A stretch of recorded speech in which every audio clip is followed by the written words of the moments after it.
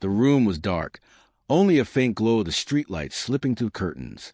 She had trusted him enough to let him stay close, trusted him because he had promised her something sacred, to walk her down the aisle the next morning. Her parents had long passed away, and he had stepped in as a father figure she thought she could lean on. But instead of protecting her, he betrayed her in the cruelest way. She struggled, her voice breaking into muffled cries as his hands tightened around her throat. Her wedding dress hung in the corner, waiting for the morning sun. Her veil was laid out neatly on the dresser. The joy she had dreamed of was snatched from her in the shadows of that night. Her uncle, the one who had vowed to stand beside her at the altar, stole everything. Her fingers clawed desperately at his arms, her legs kicking against the floor, but his grip only grew stronger. Her body grew weak, her voice silent, and the night that was supposed to be filled with nervous laughter and dreams of forever became the night her life ended. The silence afterward was deafening.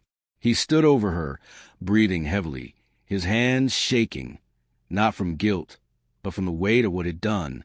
In just a few hours, people would be waiting to see her radiant smile, waiting to watch her take her first steps as a bride. But instead, they would soon be staring at a body. The question that would haunt everyone forever was simple. Why? Why would the man who promised to walk her down the aisle strangle her the night before her wedding? Emily Carter was 26 years old, full of life, and just one day away from her wedding. She had grown up in a small town in Kentucky, where everyone knew one another and life moved at an easy pace. After losing both her parents in a car accident years earlier, she had leaned on her uncle, Richard Hayes, more than anyone else. Richard was her father's older brother, 47 years old, a man who many saw as dependable and calm. He was the one who promised to walk her down the aisle when the day finally came. The town was buzzing with excitement. Emily had always been loved by her neighbors. She was kind, worked as a nurse at the local clinic, and was known for always putting others before herself. Her fiancé, Michael, was a high school teacher, a man who shared her gentle spirit. Their love story was one that gave people hope. Two ordinary people, surviving hardship, building something beautiful together.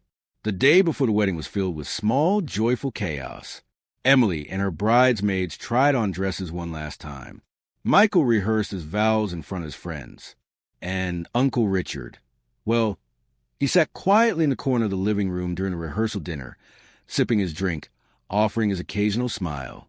Nobody noticed that his eyes lingered too long on his niece, or that his hands trembled when she hugged him tightly, whispering, "Thank you for doing this for me tomorrow."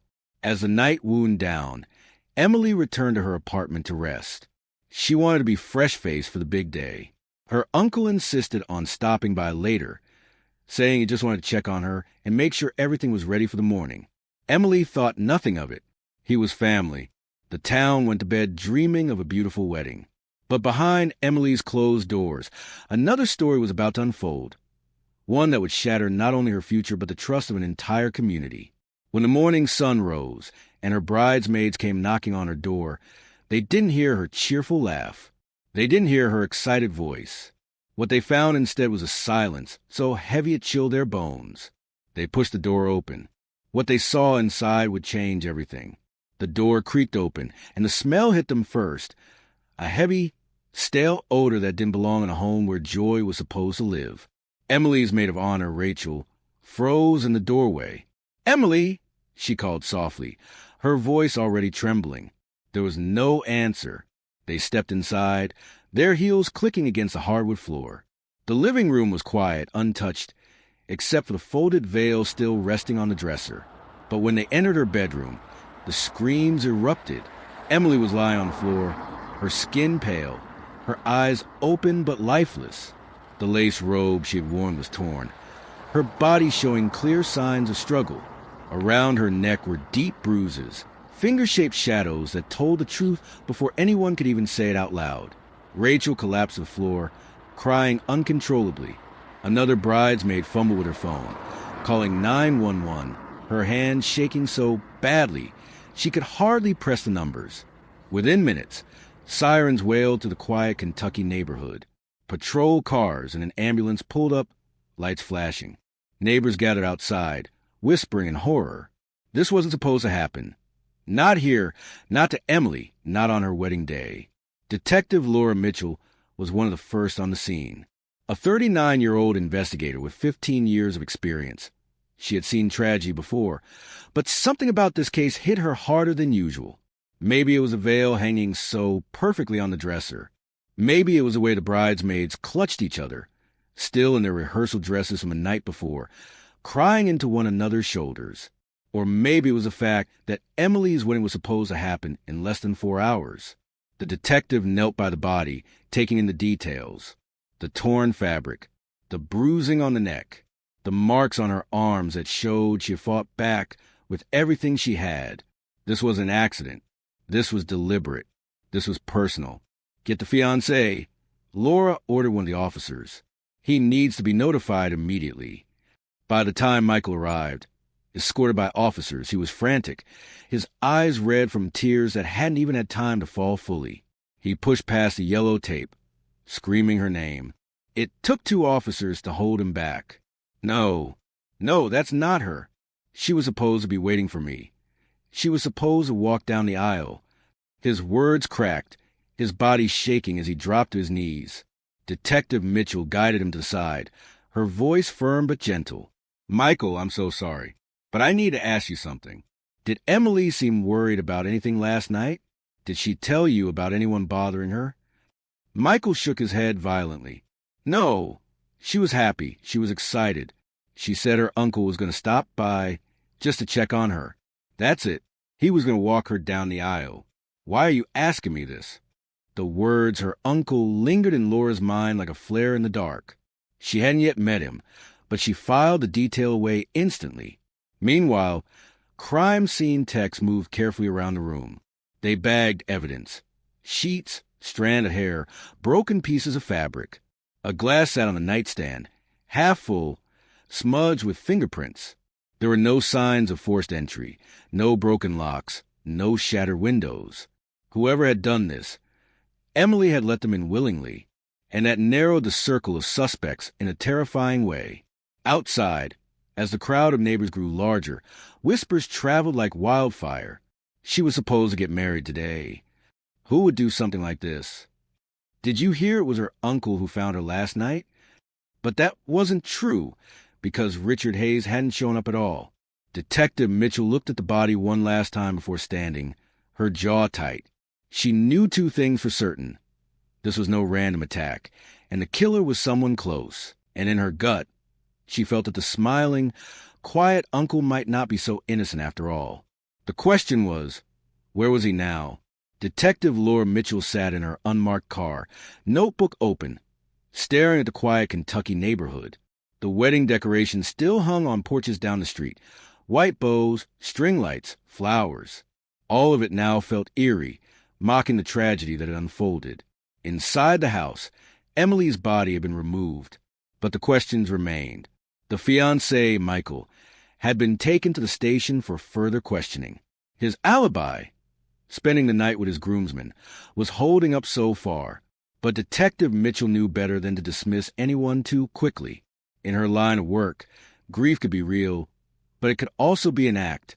Still, her instincts kept pulling her back to one name, Richard Hayes, Emily's uncle, 47 years old, a man who had stepped in when she lost her parents.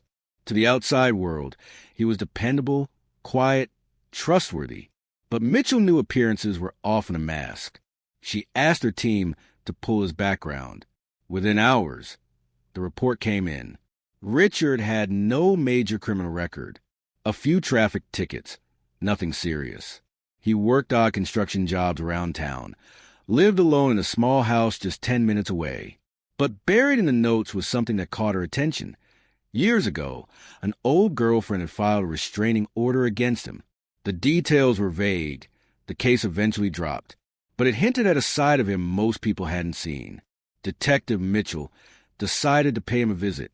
When she and 2 officers pulled up to his house, they noticed the blinds were drawn. The yard was overgrown, tools scattered around the porch. She knocked firmly. "Richard Hayes? This is Detective Mitchell with the county police. We need to ask you some questions." No answer. One of the officers tried the door. Locked. Mitchell circled around back and spotted something. A pair of muddy boots tossed carelessly by the back steps. Fresh mud, but there hadn't been rain in 2 days. She jotted it down, her instincts sharpening. Finally, Richard appeared at the door, shirt wrinkled, eyes bloodshot. "What's all this about?" he asked, his voice uneven.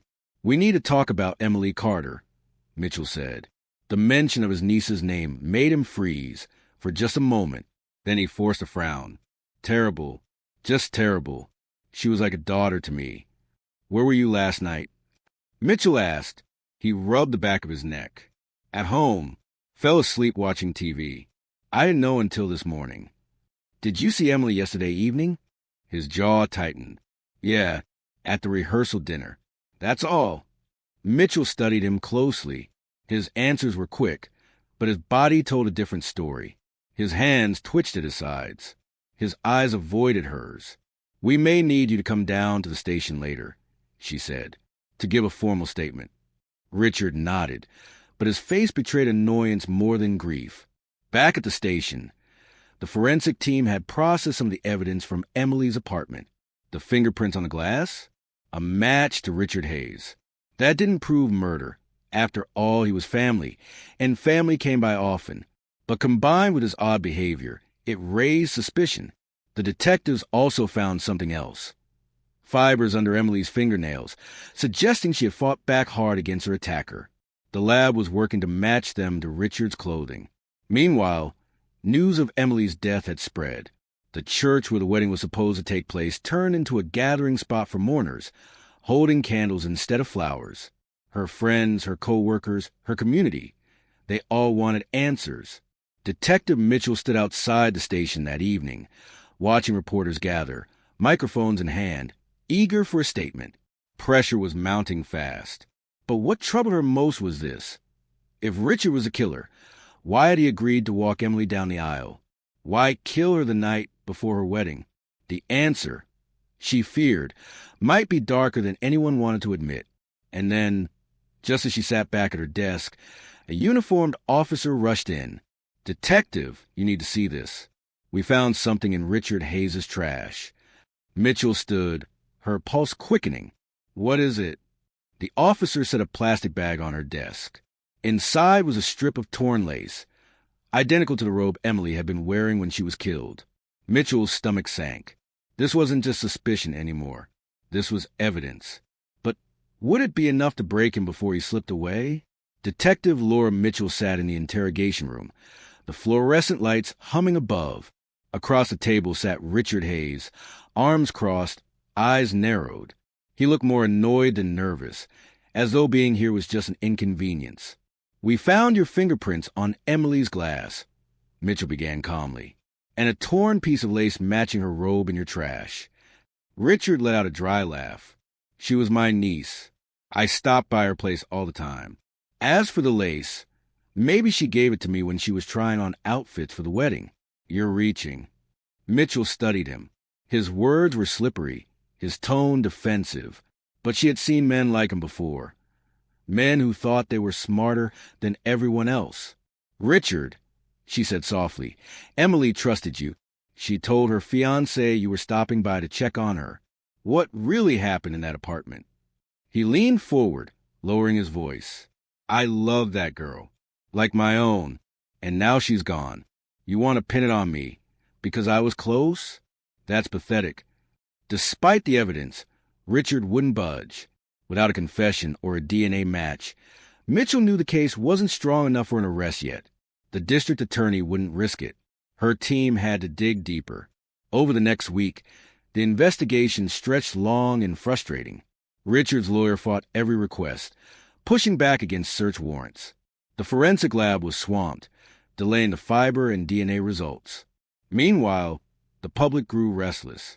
Reporters filled the evening news with headlines. "Bride to be found dead hours before wedding. Community demands justice. Uncle questioning connection, but no arrests made." Michael, the grieving fiancé, was torn apart by suspicion too. Though his alibi held, whispers spread through town. Some people thought Maybe he couldn't handle the pressure of the wedding. Maybe he found out something about Emily. The gossip was cruel, but it kept the spotlight off Richard for a while. Mitchell chased every lead. She tracked down old girlfriends of Richard's, some of whom described him as controlling, jealous, and off. One admitted he once grabbed her by the throat during an argument. Another said he had an unsettling way of talking about owning the women he dated. But none of them had filed charges. The more Mitchell uncovered, the more she felt Emily's death wasn't about rage alone. It was about possession. Richard hadn't just wanted to walk his niece down the aisle. He wanted to control her future. And when he realized he was losing her to Michael, his twisted obsession turned lethal. Still, obsession was a theory, not proof, and the clock was ticking. One evening, Mitchell drove back to Emily's apartment to walk through the crime scene again. Sometimes, seeing it fresh sparked new insight. She paced the living room, pausing by the dresser where the veil still hung. Her eyes fell on the carpet. There, barely visible, was a faint scuff mark, as though a boot had dragged across the floor. She remembered Richard's muddy boots by his back door. If those treads matched the mark, it could place him inside the apartment the night of the murder. She bagged the sample and rushed it to the lab. But before the results came back, Richard made a bold move. His lawyer held a press conference. Standing on the courthouse steps, Richard declared, "I am innocent. I loved Emily. These accusations are destroying my life. The police are wasting time chasing the wrong person, while the real killer walks free." The town erupted. Some believed him. Others were furious. For Mitchell, it was a gut punch, because his words bought him sympathy, and sympathy could turn a jury. Back at the station, Mitchell slammed the newspaper down on her desk. "He's playing us," she muttered, "and he's getting away with it." Her partner looked at her grimly. "Unless we find something stronger, we might lose him for good." That night, as she sat alone in her car outside Richard's house, Mitchell couldn't shake the fear gnawing at her. What if he hurt Emily wasn't his first time? And worse, what if it wasn't his last? Detective Laura Mitchell's eyes burned from lack of sleep. Weeks had passed since Emily's murder, and though Richard Hayes was her prime suspect, he was still walking free. Each day that went by without an arrest felt like a personal failure, not just to Emily, but to Michael, to her bridesmaids, and to the entire town. The lab finally delivered results on the fibers found under Emily's fingernails. Mitchell tore open the report. The analysis showed the fibers were from a dark cotton shirt. The match wasn't conclusive, but it was consistent with a shirt found in Richard's laundry. It was enough to push harder, but not yet enough for an arrest warrant. Frustration boiled inside her. Then came the phone call that changed everything. A neighbor from Emily's apartment complex, an older woman named Mrs. Reynolds, reached out. She had been hesitant to come forward before, afraid of getting involved. But she finally admitted that on the night of Emily's death, she heard raised voices coming from Emily's apartment. One male, one female.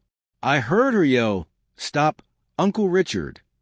Clear as day, Mrs. Reynolds said over the phone, her voice trembling. Mitchell's heart raced. This wasn't just speculation anymore. This was a witness placing Richard at the scene. The detective immediately brought Mrs. Reynolds in to make an official statement. They recorded her testimony, carefully documenting every word. It was powerful, but Mitchell knew defense lawyers would attack it as unreliable, an old woman's memory, weeks after the fact. Still, it pushed the case forward. The next day, Mitchell received another lead, one that took her breath away. The lab had re-examined the glass of water found by Emily's bed. This time, they found not only Richard's fingerprints, but also traces of his DNA on the rim, mingled with Emily's, that suggested he had been there the night she was killed, drinking from the glass. Piece by piece, the puzzle was closing in on him. But just as Mitchell prepared to move in, something unexpected happened. Richard vanished. He didn't show up at his construction job. His house was empty, his truck gone. A neighbor reported seeing him packing bags late the night before. Mitchell slammed her fist against her desk. He knows. He knows we're on to him. The manhunt began immediately. Officers spread across Kentucky and into neighboring states. Richard's face appeared on every news channel. Person of interest and bride-to-be murdered disappears. Tips began pouring in. Someone claimed to have seen him at a gas station an hour south. Another swore he spotted him in a diner off the interstate. Each lead was checked, each one either cold or just a look-alike. But then, a break. Richard's truck was found abandoned near a wooded area about 30 miles away. Inside were empty beer cans, a torn shirt, and a map with circles drawn around small towns. Mitchell stood by the vehicle, staring at the map. It wasn't random. He was heading somewhere. But where? And why?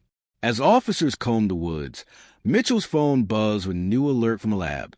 Her breath caught as she read it. DNA from Emily's fingernails matched Richard Hayes. It was the proof they had been waiting for. But proof wouldn't matter if Richard disappeared forever. And as darkness settled over the woods, Mitchell realized with a cold certainty the chase had only just begun, because Richard wasn't running to hide. He was running towards something or someone. The woods were thick, the air heavy with humidity. Flashlights cut through the darkness as officers moved in lines, searching every inch for Richard Hayes. His abandoned truck had given him a starting point, but Mitchell knew a man like him wouldn't just vanish without a plan. "Stay sharp," she warned the search team. "He's dangerous and desperate." For days, the search stretched on. Bloodhounds picked up traces of his scent, leading them deeper into the forest. They found cigarette butts, food wrappers, and footprints. But Richard himself stayed one step ahead, leaving behind signs that he was watching them just as they were watching for him. Then, one evening, a chilling report came in from a small town 20 miles away. A young woman working at a diner claimed a man matching Richard's description had been sitting at the counter, staring at her in a way that made her skin crawl. When she turned her back, he disappeared. Mitchell's heart sank. This wasn't just about hiding anymore. Richard was circling, hunting. She ordered patrols around nearby towns, warning local women not to walk alone at night. But she knew the truth. Richard was unraveling, and that made him more dangerous than ever. Back at headquarters, the pressure mounted. The media blasted the department for failing to catch him. Michael, Emily's fiancé, came to the station, his grief raw, his voice shaking. "You promised me you'd get him," he told Mitchell. "Every day he's out there feels like she's dying all over again." Mitchell clenched her jaw. She felt the weight of every eye on her. Her team, her superiors, the public. This case was slipping out of control, and if Richard struck again, it would be on her shoulders. The turning point came late one night. Officers were reviewing traffic camera footage from the area near Richard's abandoned truck when something caught their attention. A blurry figure, walking along the roadside at 2 a.m., carrying what looked like a backpack. His gait, his build, it was him. Mitchell studied the footage over and over. One detail jumped out. The backpack had a rolled-up piece of fabric strapped to the side. Zooming in, she saw it clearly, a length of white lace. Emily's lace. "He took a trophy," Mitchell whispered, her stomach twisting. The realization was horrifying. Richard wasn't just hiding. He was keeping reminders of what he had done. That meant Emily's death wasn't an accident of rage. It was deliberate, ritualistic, and if he had taken one trophy, he might be planning to create more. The next day, a farmer called in a tip. He had seen a man camping in an old shack on his property. By the time deputies arrived, the shack was empty. But inside, they found disturbing sketches scratched into the wooden walls. Drawings of women in wedding dresses. Mitchell stood in the shack, staring at the crude drawings. Her chest tightened with both fury and dread. This wasn't just about Emily anymore. Richard was spiraling, feeding off the power he felt. Her partner stepped beside her. "Laura, what if he's planning another?" Mitchell swallowed hard. "Then we don't have time to sit back. We need to end this. Now." But ending it wouldn't be simple. Richard was taunting them, leaving breadcrumbs, daring them to follow. And late that night, as Mitchell went over the evidence at her desk, her phone buzzed. A message from an unknown number appeared on the screen. "You'll never catch me. She trusted me. They all will." Her blood ran cold. Richard wasn't just running anymore. He was reaching out, which meant the next move would be his. Detective Laura Mitchell stared at the message glowing on her phone. "You'll never catch me. She trusted me. They all will. It wasn't just a taunt. It was a threat. Richard Hayes wasn't hiding anymore. He was planning something. Something that echoed the way he had betrayed Emily. Mitchell rushed to the tech unit. Trace this number. Now! The technician shook his head after a few minutes. It's a burner. Hard to pin down. But the signal bounced near Ashford, small town, about 40 miles out. Ashford. Mitchell's pulse quickened. That was where the diner waitress had seen him days earlier. He hadn't left the area. He was circling. She pulled her team together in the briefing room. Photos of Emily, Richard, and the evidence were pinned to the board. The sketches in the shack loomed above them. Brides in dresses, necks marked with lines. He's escalating, Mitchell said, her voice firm. Emily wasn't random. She was a start. Now he wants another. He's targeting women, young, vulnerable, alone. We have a small window to stop him before he kills again. Her partner spoke up. So where do we hit first? Mitchell scanned the board. Emily's lace robe. The veil waiting on the dresser. The sketches of brides. Her voice was steady when she answered. He's obsessed with weddings. Brides. Ceremonies. He won't be able to resist going near one. Sure enough, when they checked the county records, there was a wedding scheduled that weekend in Ashford. A small church. A young bride, barely 21. Mitchell's got twisted. That had to be it. She worked around the clock, coordinating with local law enforcement. Plainclothes officers would blend into crowd. Patrols would sweep the area. Mitchell herself would be inside the church, waiting, but she couldn't shake the dread in her chest. Richard had already proven he could outthink them, slip through cracks. If he showed up, it wouldn't be as a guest. He would strike like a shadow. The morning of the wedding, Mitchell dressed not in uniform, but in a plain suit, slipping into the pews as if she were part of the congregation. The bride arrived, glowing, her family smiling proudly. For a moment, Mitchell felt a pang in her chest, thinking of Emily, of the wedding that never happened. As the ceremony began, Mitchell's eyes scanned every face, every man lingering too long at the edges, every shadow by the doorway. Halfway through the vows, she saw him, Richard Hayes. He stood at the back of the church, hat pulled low, eyes locked on the bride. His hands twitched at his sides, like he was holding himself back from rushing the aisle. Mitchell's heart pounded. She signaled her team quietly. But Richard's gaze shifted. He saw her. Recognition flickered across his face. And then he bolted. The church erupted in screams as Mitchell leapt from the pew, chasing him out into the sunlight. Her team followed, sprinting across the gravel lot. Richard shoved through guests, knocking people aside, running toward the woods behind the church. "Richard, stop!" Mitchell shouted, her voice echoing. But he didn't stop. The chase was on, and Mitchell knew this was it. The final chance. Either they caught him here, or he would vanish again. And next time, someone else would die. Branches whipped at her arms as she pushed into the woods. She could hear him ahead, crashing through the brush, breathing heavy. Her radio crackled, her team's voices calling positions. But she blocked it out, focused only on the sound of his footsteps. Closer, closer, then silence. The woods went still. Mitchell slowed, her breath ragged. He was here, watching, waiting, and she knew with absolute certainty. The confrontation she had been chasing for weeks was about to happen. Detective Laura Mitchell crouched low, eyes darting through the trees. The woods were silent, but her instinct screamed at her. Richard was close. A branch snapped to her left. She spun, gun raised. "Richard," she called, her voice steady. "It's over. Don't make this worse." A dark figure emerged from behind a tree. Richard Hayes, his shirt torn, his face streaked with dirt and sweat. His eyes burned with wild fury, but his smile sent a chill down her spine. "You don't get it, detective," he hissed. "She was mine. Emily trusted me, and they all would have." Mitchell's finger tightened on the trigger. "She was your niece. She trusted you as family, and you betrayed her." Richard's smile widened. "She was never supposed to marry him. She belonged to me.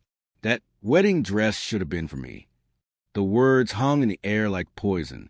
Mitchell's chest tightened with rage. This wasn't just murder. It was twisted obsession. Suddenly, Richard lunged, pulling a knife from his waistband. Mitchell fired once, the bullet striking a tree as he dove to the side. He charged at her, knife flashing. She rolled, bracing herself, and shouted, "Drop it!" But he didn't. Just as he raised the blade, two officers burst through the brush, tackling him to the ground. Richard thrashed and screamed, his face contorted in rage, but the knife clattered away. Handcuffs clicked shut around his wrists. Mitchell stood over him, chest heaving, her gun still raised. For the first time in weeks, she felt the weight begin to lift. "It's over," she said coldly. Richard spat at the ground, glaring up at her. "You think locking me up changes anything? She's still dead." Mitchell's jaw clenched. "But you won't take anyone else." The trial. Months later. The courtroom was packed. Reporters lined the benches. Emily's friends filled the seats, and Michael sat in the front row, clutching a photo of her in her nurse's uniform.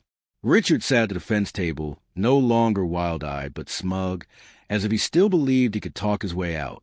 But the evidence was overwhelming. DNA under Emily's fingernails, fibers from his shirt, the witness testimony from Mrs. Reynolds, the sketches in the shack, and the lace he had carried like a trophy. When the verdict was read, guilty of first-degree murder, guilty of sexual assault, the courtroom erupted. Michael wept openly, clutching the photo. Mitchell sat quietly in the back, her shoulders finally relaxing. Richard Hayes was sentenced to life in prison without parole. The aftermath. The town never forgot Emily Carter. On what would have been her wedding day, the church bells rang not for a marriage, but for a memorial. Her bridesmaids wore their dresses, not for a celebration, but to honor their friend. Michael planted a tree outside the school where he taught, its branches reaching high as a reminder of the life Emily never. Detective Laura Mitchell carried the case with her. She had solved many crimes, but Emily's death stayed in her heart. It wasn't just about justice. It was about betrayal, about how someone trusted to protect could destroy in the most brutal way. As she stood by Emily's grave one evening, Mitchell whispered softly, "You're safe now. He'll never hurt anyone again." The wind rustled through the trees, carrying with it the faint sound of church bells. And for the first time in a long time, Laura allowed herself to believe that Emily finally had peace. Richard Hayes, the 47-year-old uncle who promised to walk his niece down the aisle, raped and strangled her the night before her wedding out of twisted obsession. Thanks to relentless investigation, he was captured, tried, and sentenced to life without parole. The crime shattered a town but reminded everyone of a simple truth. Sometimes evil hides in the very people we trust the most.